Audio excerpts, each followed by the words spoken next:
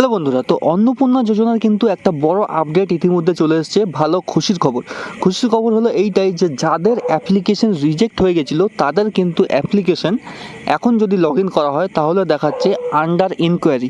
মানে কি, আবার যে অ্যাপ্লিকেশনটা করেছো সব কিছু আবার করে যাচাই করা হবে। যাচাই করার পর যদি তুমি যোগ্য হও তাহলে অন্নপূর্ণার টাকা আবার কিন্তু ডিবিটির মাধ্যমে ব্যাংকে ট্রান্সফার করা হবে।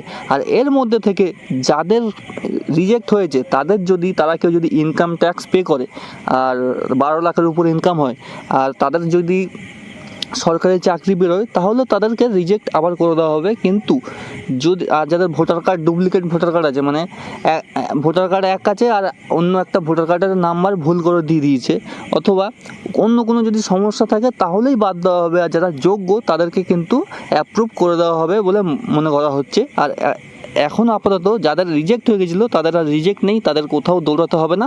এখন ইনকোয়ারি চলে এসছে আন্ডার ইনকোয়ারিতে, তাদের আর কোথাও বিডিও অফিসে বা কোথাও যেতে হবে না, আন্ডার ইনকোয়ারিতে চলে এসছে। এরপর তাদেরগুলো আবার ইনকোয়ারি করে যদি সে যোগ্য হয় তাহলে টাকা মনে হয় দেওয়া হবে। তো এটাই হচ্ছে খুশির খবর যে তাদের কোনো দৌড়াদৌড়ি ছুটোছুটি করার দরকার নেই। জাস্ট যাদের রিজেক্ট হয়ে গেছিলো রিজেক্টগুলো আবার কিন্তু ব্যাক চলে এসছে, ব্যাক চলে আন্ডার ইনকোয়ারিতে চলে এসছে, মানে আবার করে যাচাই করা হচ্ছে। তো এই ছিল একটা খুশির খবর অন্নপূর্ণার। তো ভিডিওটা ভালো লাগলে লাইক করবে, চ্যানেলটা সাবস্ক্রাইব করে দেবে এরকম ইনফরমেটিভ ভিডিও দেখার জন্য, আর শেয়ার করে দেবে ভিডিওটা যাদের রিজেক্ট হয়ে গেছিলো আর যারা চিন্তায় ছিল তাদেরকে শেয়ার করে দেবে। থ্যাংক ইউ, পরের ভিডিওতে আবার দেখা হবে।